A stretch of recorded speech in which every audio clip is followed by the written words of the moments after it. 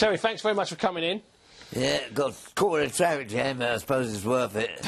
Well, we hope it's worth it. Yeah, it is. How did you end up in America becoming a Marine? How did that work out? At 17 years of age or whatever it was. Well, actually, it was quite tragic because my sister was in a circus, Ringling Brothers Circus, that travelled all the time, and she got involved in a bus accident and lost her arm, and she was only 18, so obviously my mother flew out right away and all that. Well, we had to whip round all the family to get her fare first, and then she flew out there straight away. And my old man was always talking about going there and going this. So once my sister and my mother were out there, that's half the family were out there. So you went and joined them? So he said, come and pack your bags, we're going out there. Had another whip round for the family to get us out there. And that was it. Once I got there, I started boxing, and it just grew and grew. I mean, but you had what, 50-odd contests for the Marines in the end, didn't you? 54, Yeah. something like that contest? Yeah, for the Marine Corps, but I had a lot before I went in the Marines. So you travelled all over America? Yeah. But you did the proper training, so you are actually an old leatherneck, a proper Marine. Yeah, you are a genuine Marine, tell me. Everyone has to do the initial training, 3 to 4 months. And as hell, believe me. All them films you see about it, they're not true because it's worse than that. Bloody hell. Especially being a limey out there. How do you think I took some stick off them blokes? Of course, you did it at that fantastic exotic location, Paris Island, as well. That's what I thought. I've read the Paris Island. What is that? It's like bloody Honolulu or something. I had to do me 3 months there. I enjoyed it. It's a hellhole. It's worse than any prison could be. You just can't believe what they do. They bat you as soon as you get off the bus. Get in that line. If you ain't in that line, the physical abuse you get, they say you can't do the laws and all that.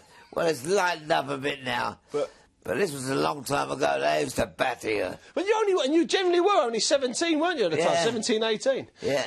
So once you'd finished your Marine service, why didn't you turn pro in America? Well, actually, I was signed up with a professional manager. But I was fighting all the time and getting my wages, I was saving up. I couldn't spend it on nothing. Yeah. You can't bloody do nothing except train. Fight. Yeah. So I treated my mum and dad to a holiday back in England, and I come with them. And I was signed up with a manager in New York. Walter Cartier used to be a good middleweight. With his brother was taking out management. And they'd give me $500 or something. Which is a lot of money in the late 50s. Yeah, well, that was boat fare. Trains, boats and planes. Get mixed up, all this flying about. Yeah. Then towards the fair home. But when I got in England and saw the state of boxing, I couldn't believe it. I was not going to beat them all now.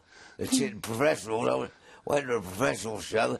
So if I'm going back to the States, it's like banging your head against the wall.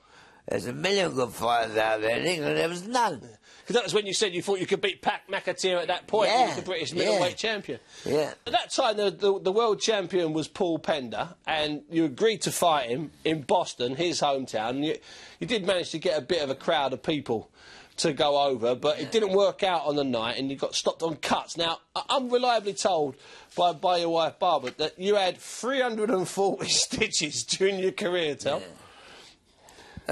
Yeah, but it sounds a lot, it is a lot. But most of them done by, these top doctors, it's like embroidery. Yeah, of course it is. They get an inch-long cut, they put 30 stitches in it, or cross it over and under, knit one, pearl one, and all that lot.